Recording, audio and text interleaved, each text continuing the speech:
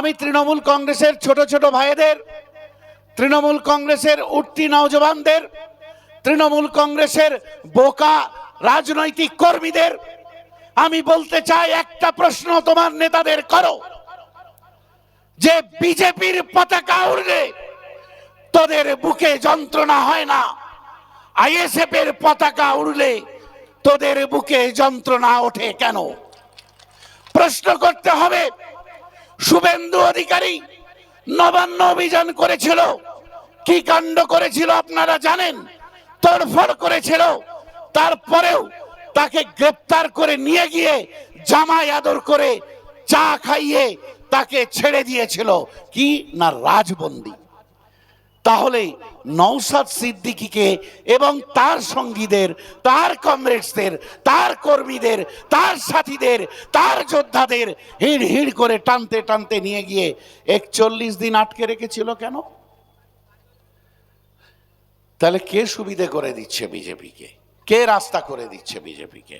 আমার মনে হয় এই নওশাদ সিদ্দিকী নামে এই আইএসএফ এর বিধায়কটা যতদিন আছে বিধানসভা টিভি আর চালাবে না। তার কারণ মানুষ জেনে যাবে যে বিধানসভার ভেতরেও মুখ্যমন্ত্রী চোখে চোখ রেখে কথা বলে নওশাদ সিদ্দিকী ছাড়া আর কেউ নেই। রাস্তায় নেমে আন্দোলন করে নওশাদ সিদ্দিকী ছাড়া আর কেউ নেই। এটা আমাদের দুর্ভাগ্য, এটা আমাদের দুর্ভাগ্য যে যদি নওশাদ ভাইয়ের পাশে আরো কয়েকজন বিরোধী রাজনৈতিক নেতা ঠিক একই মুড নিয়ে ময়দানে থাকতো, তাহলে একে কবে মানুষ বিদায় দিয়ে দিত। আচ্ছা বলুন তো, নুসরাত জাহানকে যদি ভোটে জেতানো হয়, মিমি চক্রবর্তীকে যদি ভোটে জেতানো হয়, কিংবা আমাদেরই এমপি কল্যাণ বন্দ্যোপাধ্যায়কে যদি ভোটে জেতানো হয়, এরা কি করবে পার্লামেন্টে গিয়ে?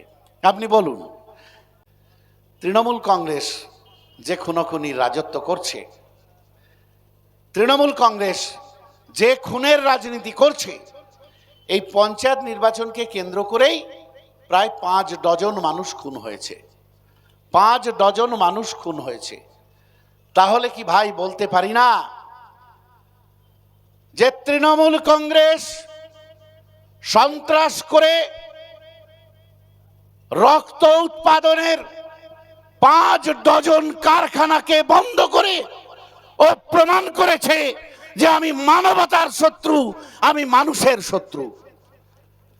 তাই তৃণমূল কংগ্রেসের সঙ্গে কোনো সম্পর্ক নেই।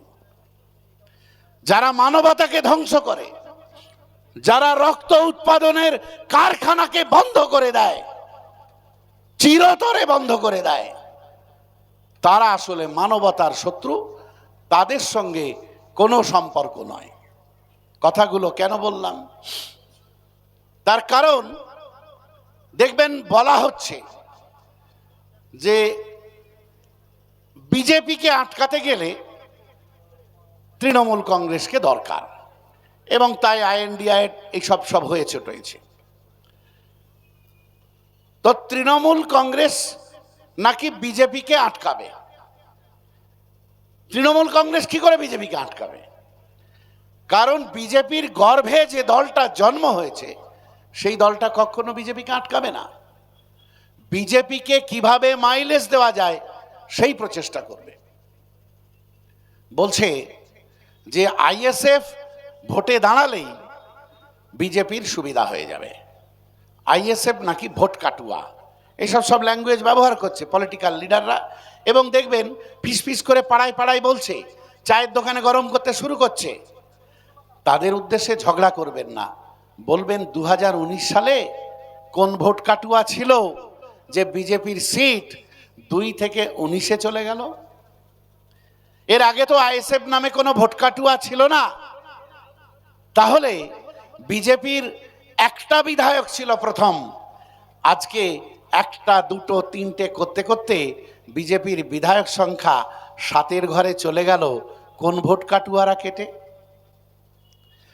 এটা আসলে মানুষকে বলে বিভ্রান্ত করে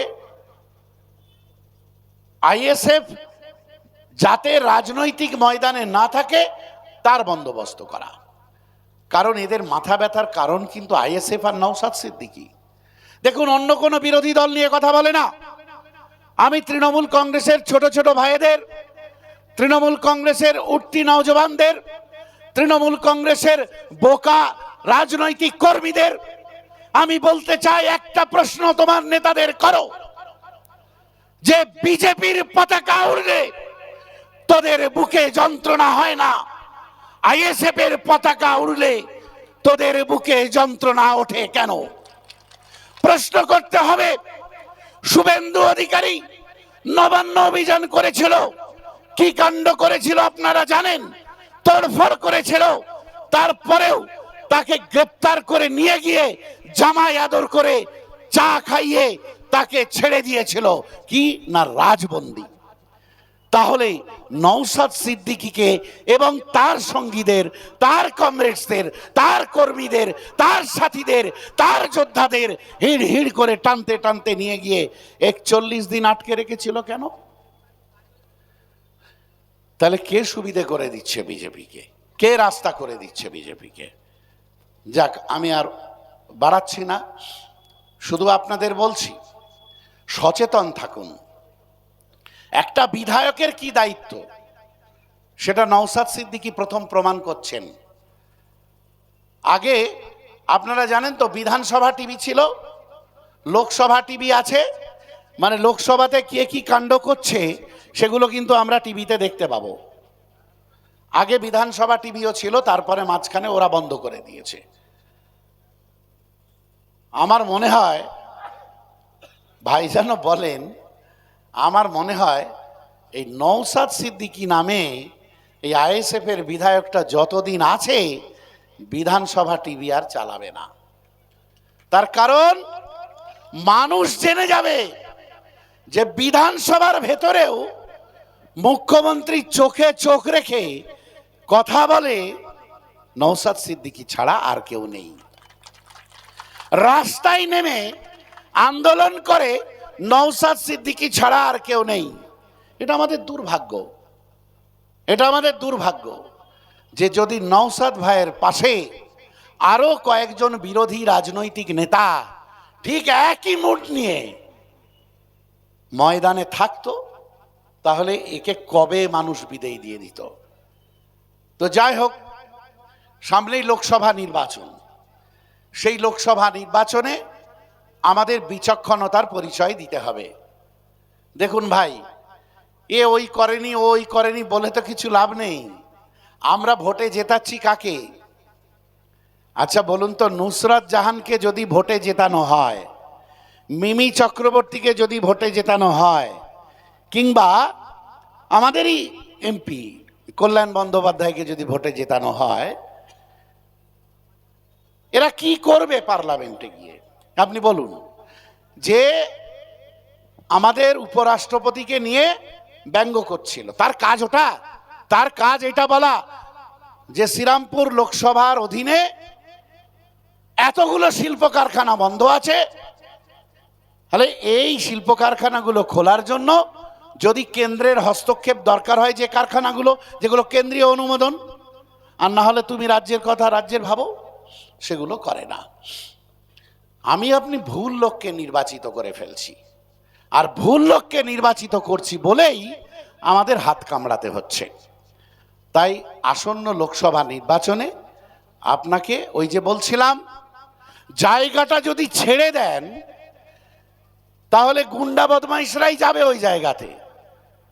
কারণ আমি বলছি ওটা ভালো জায়গা না বলে ছেড়ে চলে আসছি। আমি খুব বীরের কাজ করলাম, আমি তো ওকে স্পেসটা দিয়ে দিলাম, বদমাসটাকে, গুন্ডাটাকে আমি জায়গা দিয়ে দিলাম, আর তাই গুন্ডাটা ঢুকে পড়েছে।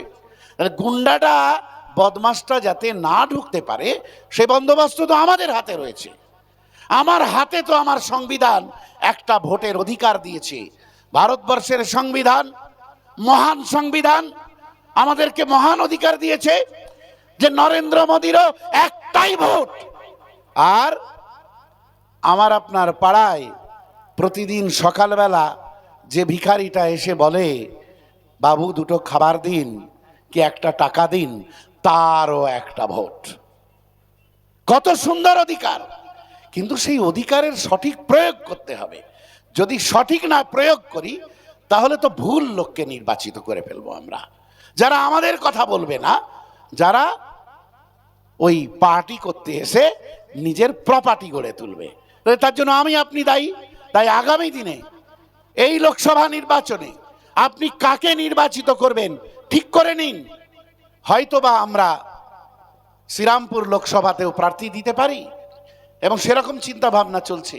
তাহলে শ্রীরামপুর লোকসভায় আইএসএফ এর প্রার্থীকে বিপুল ভোটে জয়যুক্ত করানোর জন্য এখন থেকে প্রস্তুতি নিতে শুরু করুন, এই আহ্বান জানিয়ে সকলকে সংগ্রামী অভিনন্দন আবারও জানাচ্ছি আপনাদের। সেই সঙ্গে আমি বক্তব্য শেষ করছি। আর আমাদের একটা কর্মসূচি রয়েছে, সেটা এই অঞ্চলটায় আমরা